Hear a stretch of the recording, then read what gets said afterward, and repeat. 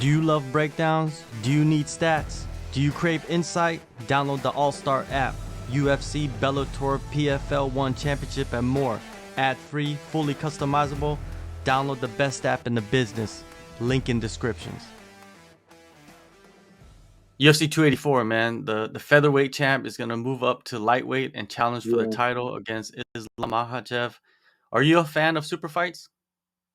Yeah, for sure. I mean, it takes a certain amount of balls for a guy like Volkanovski to like want to jump up and challenge him because obviously he's the most dangerous guy at 55. And like I said, when you're talking about these weight cuts and like these guys, the sizes that they present, like I'm sure Islam probably gets close to 200 pounds, and I'm sure. I mean, Volkanovski's a sizable guy at featherweight. But just and he's a force. He used to play rugby at 215 pounds, so I don't think he's going to have a huge disadvantage in the size and the strength. But you never know. I mean, you have a guy who went out there and subbed Charles Oliveira, and Drew Bronx is one of my favorite fighters, and for him to go out there and head and arm choke him is like, fuck. I didn't think that. I had no idea. I mean, if you were going to ask me before the fight that he was going to get choked out, I would be like, absolutely not. There's no way. Maybe get laid on and beat up for a few rounds, but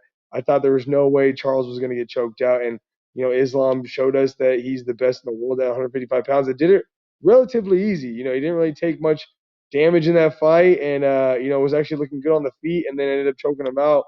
And so it'll be very interesting to see how Volkanovski stacks up and what his game plan is going into that fight, and if Islam's going to be able to implement his game plan of taking people down and controlling them like he usually does, and use that game plan to implement against a guy like Volkanovski, because it doesn't seem like Volkanovski would be a very easy guy to take down and hold down. He's a bowling ball of a guy, and not only that, he's got really good hands. I mean, and he did what Islam did to Charles on the feet to Max Holloway. I mean, on that third fight, it was like he outstruck a really good striker. So it'll be very interesting to see how those styles match up. I think they're really similar, honestly. So we might just get a boring stalemate. It might just be kind of them hanging on each other against the cage. Who knows?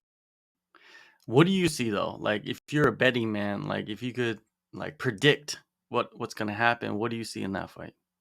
Well, when Izzy fought Blachowicz, and they're both title holders, and it's a 20-pound weight difference, and Izzy was the favorite. I thought that was a bit weird because it was like, well, they're both champions, but that guy's 20 pounds heavier. Like, and obviously, like like that's only 20 pounds in the weight class. That doesn't, as the classes go up, like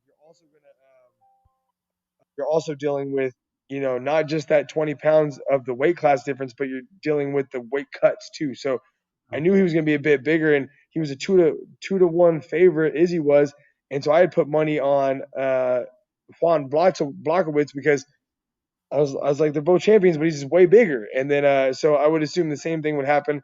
I mean, if I was going to put money on that fight, it would be for Islam, just because they're both champions, but Islam's at 55. He's just a bigger guy.